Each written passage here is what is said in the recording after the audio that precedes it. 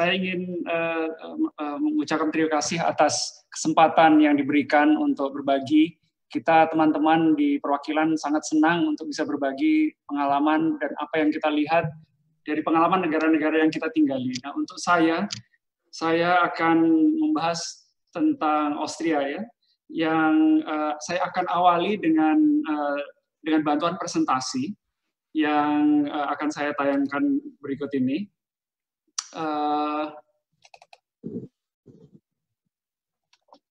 Apakah sudah bisa kelihatan presentasinya? Sudah, Pak. Silakan. Yeah.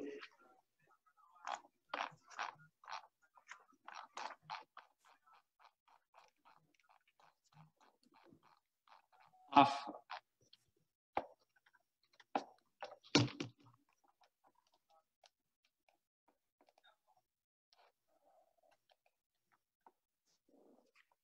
Pertama-tama sapaan saya untuk Pak Ganjar, untuk Bu Menlu, dan Pak Wakil Rektor, serta Pak Sekjen Kagama. Selamat siang, salam sejahtera bagi kita semua. Assalamualaikum warahmatullahi wabarakatuh.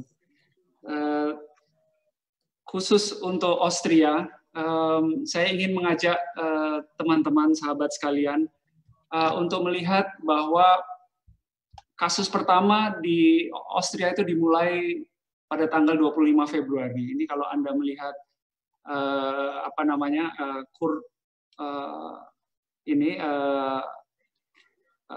tanggal 25 Februari diawali dengan kasus 2 orang yang telah terpapar dari Italia. Karena kita berdekatan dengan Italia, mulailah 2 kasus awal muncul di Austria.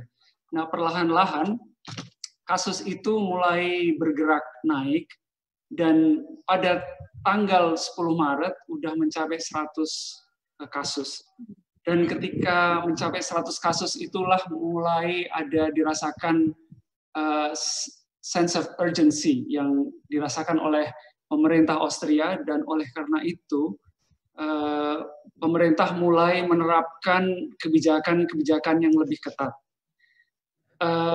Ingin saya tunjukkan bahwa kenaikan di awal-awal itu langsung sangat tinggi. Di sini kita bisa lihat grafik peningkatan kenaikan kasus di Austria itu berkisar antara 28% sampai 50% di awal-awal, di hari-hari awal.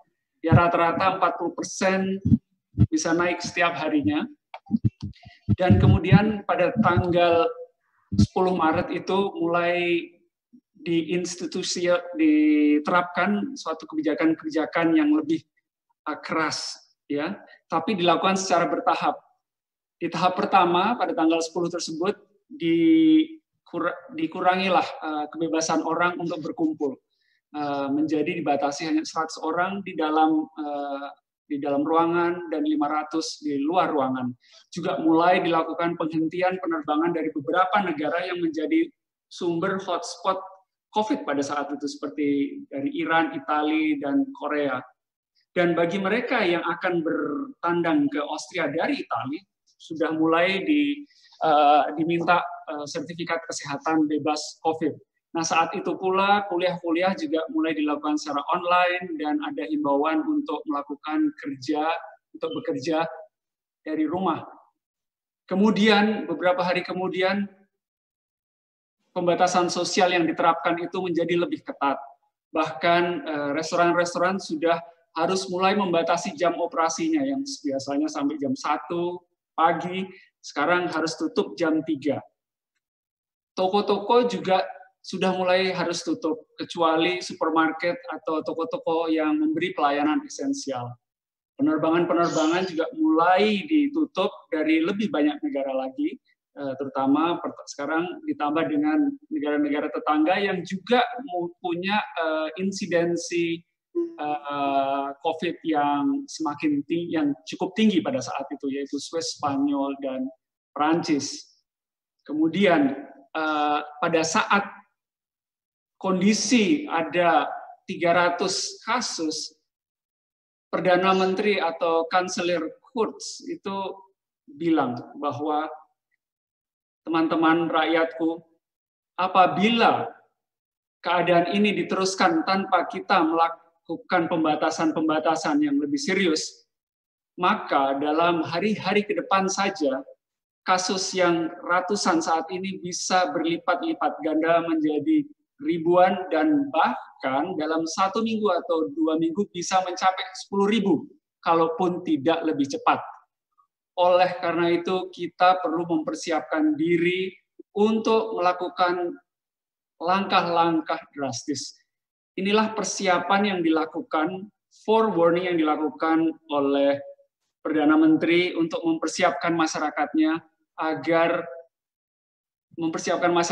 siap untuk menyambut apa yang akan diputuskan kemudian, yaitu adalah tahap ketiga ini, yaitu lockdown atau partial lockdown, di mana sama sekali orang-orang tidak diperkenankan untuk keluar, kecuali kegiatan-kegiatan esensial seperti berbelanja. Berbelanja masih boleh, tapi hanya sebentar dan harus kembali lagi dengan segera. Juga diizinkan orang-orang yang punya kegiatan profesional yang tidak bisa ditinggalkan dan penting bagi kepentingan publik seperti kepolisian, petugas kesehatan, pemadam kebakaran, dan seterusnya. Dan banyak jumlah orang yang bisa berkumpul dibatasi sekarang, hanya 5 orang. Kalau di luar itu, kalau ketemu orang dengan lebih dari 5 orang akan didatangi polisi. Kafe, restoran yang tadinya dibatasi sampai jam 3 sore, sekarang sama sekali tutup. Tidak ada lagi toko-toko yang buka bahkan. Penerbangan dengan berbagai negara mulai dihentikan. Dan kontrol perbatasan didirikan, yang sebelumnya sebagai negara Uni Eropa, perbatasan hampir tidak ada pemeriksaan di perbatasan karena ada free flow of manusia maupun barang. Kali ini perbatasan dikontrol. Nah, lockdown ini berlangsung sampai bertahap ya, terus kemudian dianalisa. Pertama sampai tahap keempat ini, sampai tanggal 6 April, dan dirasa bahwa efek dari pengaturan pembatasan sosial ini cukup baik. Kalau kita lihat kembali ke grafik, peningkatan kasus setelah di lockdown itu perlahan-lahan menurun peningkatannya ya, dari 40% terus menurun 23%, 16%, 9%, dan seterusnya. Dan karena trennya terus membaik, maka lockdown ini karena dianggap berhasil, dirasa diperlukan untuk diteruskan hingga tanggal 30 April. Pada saat itulah masker kemudian diwajibkan. Dan diwajibkan di mana-mana, di dalam ruangan terutama, apabila social distancing yang sejauh 1 meter itu tidak bisa dipenuhi. Nah, bagaimana suasana pembatasan sosial di Austria? Seperti yang bisa dilihat Bapak Ibu sekalian, di sini warganya sangat tertib. Mereka memahami bahwa pembatasan sosial ini diperlukan agar mampu memotong mata rantai penyebaran COVID. Oleh karena itu di kota-kota di seluruh Austria langsung hening kosong tanpa sedikit pun orang yang terlihat di jalanan. Nah, selain itu, apa yang dilakukan oleh pemerintah? Selain melakukan pembatasan sosial, juga dilakukan peningkatan infrastruktur kesehatan. Walaupun sistem kesehatan Austria itu cukup baik, punya di dalam 10.000 penduduk, jumlah dokternya itu sekitar 27 dokter, dan itu lebih tinggi rasionya dari kebanyakan negara-negara Eropa bahkan. Namun merasa perlu untuk meningkatkan infrastruktur kesehatannya menghadapi potensi melonjaknya pasien. Oleh karena itu ada seperti halnya di Indonesia, di Kemayoran, di Austria pun merubah beberapa gedung pameran untuk memberikan tambahan alokasi tempat tidur apabila diperlukan, baik di kota Wina maupun di kota Salzburg. Juga Australia mendatangkan beberapa alat-alat kesehatan dari luar negeri, walaupun dia mampu memproduksi sendiri, namun kebutuhan untuk mendukung upaya pelayanan kesehatan di tengah COVID itu dikhawatirkan tidak mencukupi. Juga didatangkan petugas-petugas kesehatan dari beberapa negara tetangganya. Nah, setelah kondisi berangsur-angsur pulih dan dengan mempertimbangkan kasus yang terus menurun dan terkendali, dan bahwa layanan kesehatan itu telah cukup kuat dan memadai, dan dengan melihat bahwa pelonggaran itu mulai bisa diperkenalkan dan dampaknya tidak justru kembali meningkatkan kasus, maka pelonggaran tahap berikutnya kemudian diperkenalkan. Jadi di bulan April tanggal 14, toko-toko sudah mulai buka kembali, taman-taman sudah bisa dikunjungi, orang-orang sudah boleh keluar rumah setelah 1,5 atau 2 bulan berada di rumah, dan ketentuan berkumpul orang juga lebih leluasa lagi. Tetapi tetap harus berjarak dan harus memperhatikan protokol kesehatan. Kemudian tahap berikutnya sekolah juga sudah mulai dibuka, walaupun jumlah murid itu berkurang, artinya kelas yang tadinya 30 orang misalnya harus dibagi 2, dan sebagian sekolah dari Senin sampai Rabu, dan sebagian lain hari Kamis dan Jumat, dan kemudian minggu depan digilir sebaliknya. Juga tempat peribadatan juga diizinkan untuk beroperasi kembali, termasuk masjid dan gereja, walaupun dengan protokol yang baru. Kemudian pada tahap selanjutnya, hotel, kolam renang, bioskop juga bisa beroperasi, bahkan event dengan lebih dari 100 sampai dengan 100 orang diizinkan di bulan Mei akhir, dan seterusnya. Hingga kemudian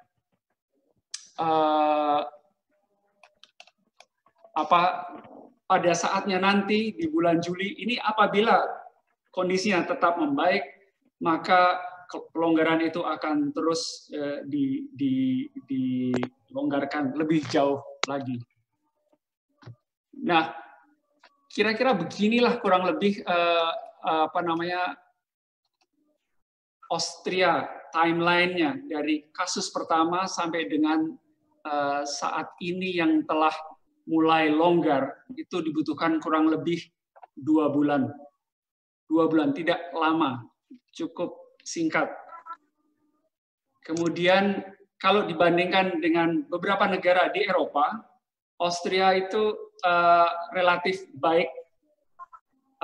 Di sini bisa kita lihat kalau dibandingkan dengan negara-negara tetangganya, rasio kasus 1 juta penduduk di Austria itu lebih sedikit dari Jerman, tapi masih lebih besar dari tetangga yang lebih kecil seperti Slovenia dan Slovakia. Juga demikian dengan kasus rasio kematian di antara 1 juta penduduknya.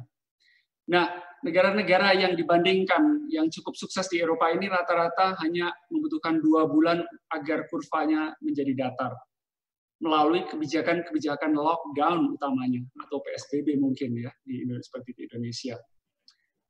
Namun di Eropa juga ada negara-negara yang sekalipun melakukan lockdown, tapi membutuhkan waktu yang lebih lama untuk mencapai kurva yang lebih datar.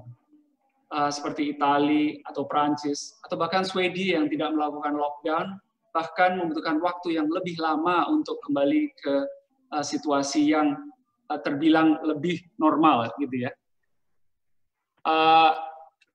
Nah, Austria kini sudah menuju ke normal yang baru, di mana sekarang kita di Austria itu mulai dilonggarkan rules-nya dan mulai diberikan kepercayaan kepada masyarakatnya. Jadi pelonggarannya secara bertahap sejauh protokol kesehatan tetap ditaati. Namun selain itu juga dibarengi dengan insentif ekonomi bagi pelaku-pelaku ekonomi yang yang telah terpukul selama masa-masa lockdown. Nah, suasana normal baru di Austria ini bisa dilihat seperti ini nih, di bidang pendidikan misalnya tingkat SMA ini murid-murid sudah mulai masuk dengan sistem duduk yang seperti itu, yang memberi jarak dan tetap memperhatikan kebersihan diri. Ini sudah menjadi hal yang normal tapi baru, ya.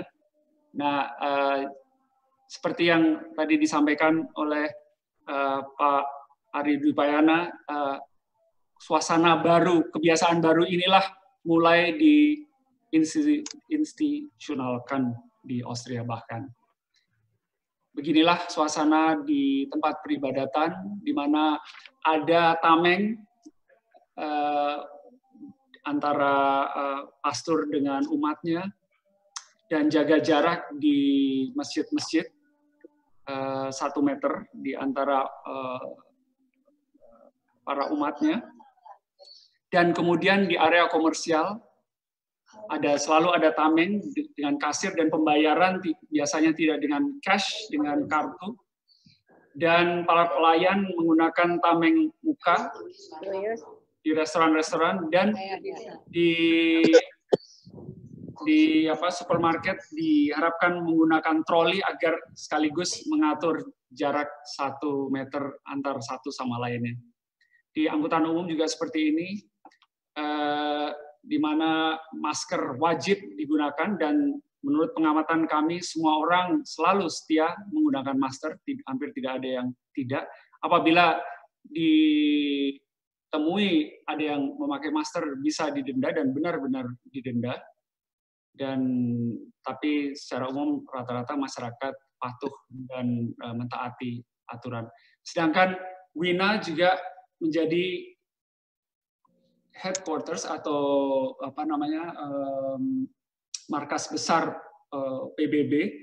Ada beberapa kantor PBB di sini, dan di gedung PBB di Wina ada sekitar 3.900 pegawai yang sehari-hari bekerja di situ. Dan apabila ada pertemuan-pertemuan internasional yang sehari-hari memang banyak diadakan di sana, 4.000 delegasi dari berbagai negara akan berada di gedung kantor PBB di Wina. Itu pun diatur pengaturan social distancing. Selama 2 bulan ini kantor PBB kosong, sama sekali bekerja dari rumah. Pertemuan-pertemuan negosiasi antar negara dilakukan melalui online, virtual, dan sampai sekarang juga masih berlaku seperti ini. Namun pelan-pelan, secara bertahap, pegawai-pegawai tersebut yang bekerja di gedung PBB akan mulai, dan sudah mulai, pertama 25% kembali ke kantor, kemudian bertahap menjadi 50%, dan seterusnya hingga 100% dalam akhir bulan ini. Nah, walaupun protokol kesehatan umumnya diikuti, namun seperti halnya di banyak negara lainnya, karena antusiasme masyarakat terkait apa yang terjadi di negaranya Pak Theo, demonstrasi besar-besaran juga dilakukan di Wina untuk memprotes tindakan rasisme yang dilakukan oleh polisi di Amerika. Nah, ini kebetulan saking banyaknya demonstran sampai, ya walaupun pakai masker, tentunya jaga jaraknya tidak bisa terlaksana.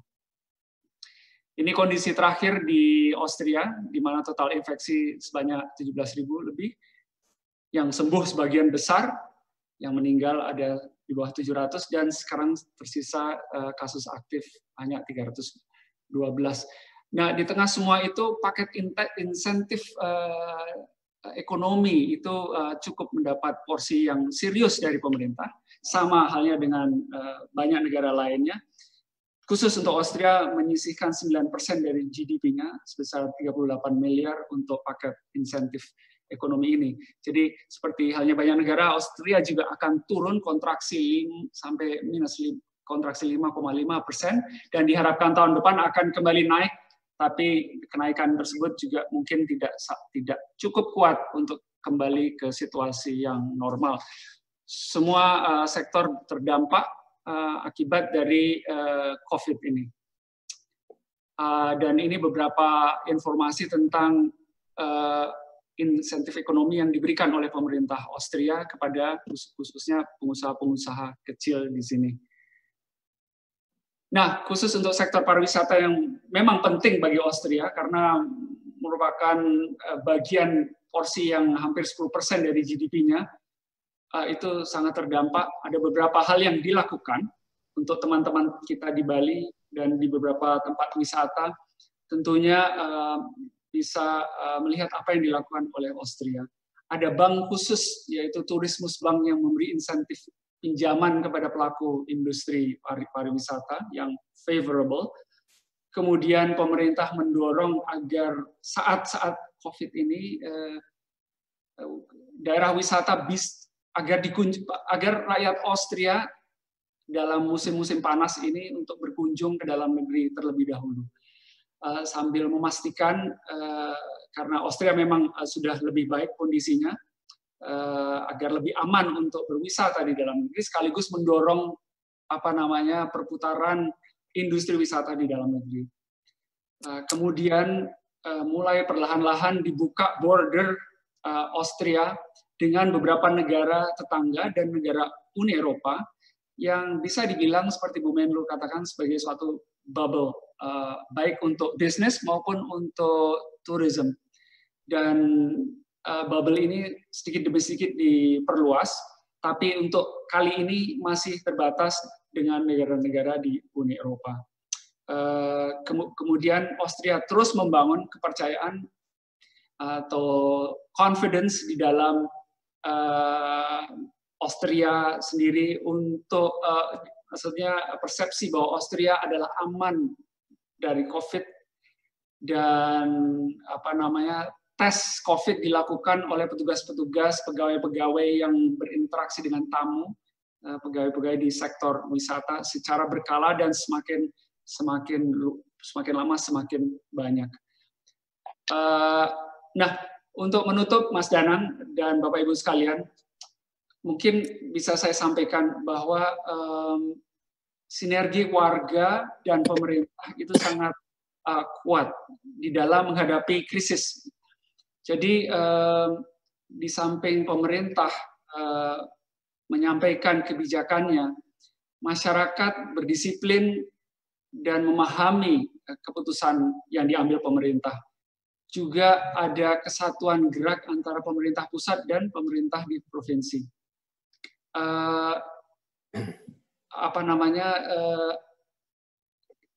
Integritas gerak itu, integrasi gerak ya, itu dilakukan bersama antara masyarakat, pemerintah, kalangan industri yang juga sama-sama misalnya bekerja bersama untuk memproduksi masker sampai 100.000 per hari, ada konsorsiumnya. Kemudian dengan lembaga kemanusiaan seperti Palang Merah Austria yang membuat aplikasi untuk tracking COVID-19 yang namanya Stop COVID. Nah, semua ini gerak yang bersama-sama menunjukkan kesatuan tim, yaitu tim Austria.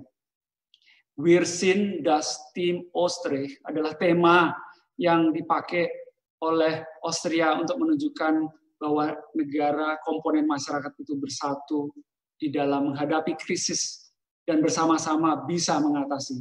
Persis seperti yang dikatakan oleh Bu Menlu dan bisa juga diterapkan di Indonesia. Dan ini memang langkah-langkah sekarang pelonggaran itu dilakukan karena memang data sudah menunjukkan adanya penurunan yang signifikan. Dan sekalipun demikian, protokol kesehatan tetap diterapkan secara tegas, namun perlahan-lahan dikurangi sesuai dengan kondisi di lapangan. Kalau kondisinya terus menurun, akan terus bisa dikurangi. ininya, ketatnya protokol. Tapi kalau kembali naik akan bisa di reverse, ya. Dan kira-kira itulah yang bisa kita petik dari Austria, dan saya akan dengan senang hati untuk berbagi hal-hal lain apabila ada ketertarikan, ada pertanyaan-pertanyaan dari para peserta sekalian. Terima kasih, Mas Danang. Wassalamualaikum warahmatullahi wabarakatuh.